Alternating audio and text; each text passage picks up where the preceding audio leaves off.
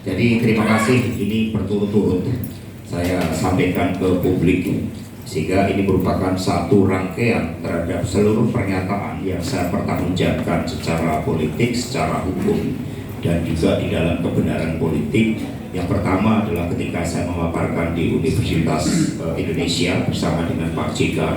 Kemudian yang kedua, ketika saya kemarin diwawancara di SCTV, itu sudah saya ungkapkan bahwa pemilu 2024 itu merupakan perpaduan sempurna dari seluruh kecurangan yang terjadi dalam pemilu 71 dan pemilu 2009. Kecurangannya terjadi dari hulu ke hilir.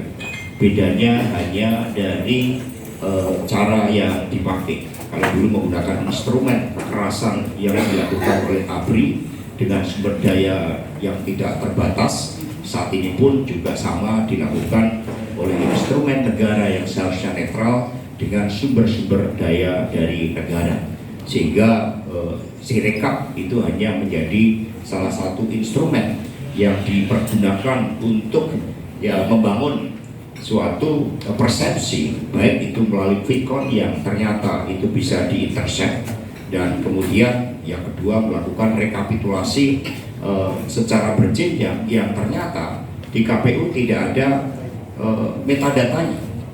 Bagaimana suatu peristiwa yang sangat penting sebagai cermin dari kedaulatan rakyat itu ternyata metadata tidak ada, sehingga berbagai upaya untuk menggunakan Sirekap di dalam membenarkan terhadap apa yang menjadi konspirasi dan kejahatan pemilu yang dilakukan secara sengaja demi memperpanjang kekuasaan melalui abuse of power dari Presiden Jokowi itu betul-betul dilakukan.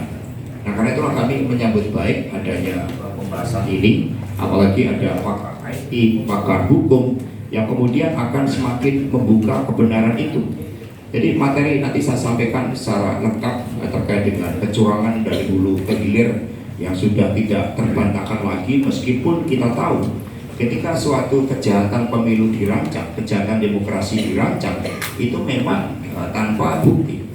Tetapi di dalam perencanaan yang begitu masif karena sifatnya hulu ke hilir, otomatis membuka berbagai sisi-sisi kelemahan dari operasi yang dilakukan itu.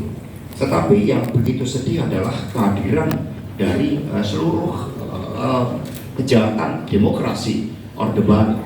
Ada buku Pemilu 71 yang membuka mata telinga kita bersama, kesadaran kita bersama bahwa kejahatan pemilu yang terjadi kali ini, kejahatan demokrasi, ini bukan lagi menyangkut persoalan kekuasaan, tetapi menyangkut persoalan suatu masa depan. Prof. Romi nanti bisa memperkuatkan bagaimana ketika suatu bangunan negara supremasi itu dihilangkan, bahkan mereka yang menjadi aparat penegak hukum itu nyata-nyata di dalam suatu proses dari hulu ke hilir.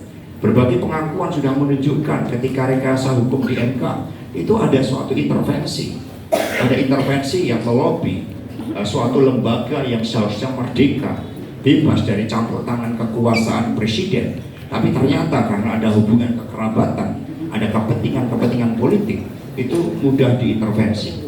Apa disampaikan Prof. Mahfud saat itu, beliau sudah menyatakan memerintahkan kepada KPK agar Wakil Menteri Hukum dan HAM itu untuk segera ditangkap karena merupakan bagian yang akan membuka mata rantai rekayasa hukum yang ada di MK itu. Tetapi ada intervensi dari kekuasaan, itulah yang menjadi salah satu motif mengapa Prof. Mahfud akhirnya mengundurkan diri, karena tidak lagi ada suatu nilai-nilai idealisme yang bisa dijaga ketika bangunan negara ini sengaja dirontokkan oleh ambisi kekuasaan dan hukum tidak lagi menjadi lambang supremasi. Maka saya ingin sekedar, karena bahan-bahannya sudah lengkap, saya ingin sekedar menutup dengan suatu pesan yang sangat baik dari seorang budayawan Jerman, Johann Wolfgang von Goethe, yang mengatakan saat roda dan pengemban kekuasaan tak lagi menaati jalur demokrasi, maka rakyat yang berdaulat harus bangkit berintervensi untuk tegaknya demokrasi.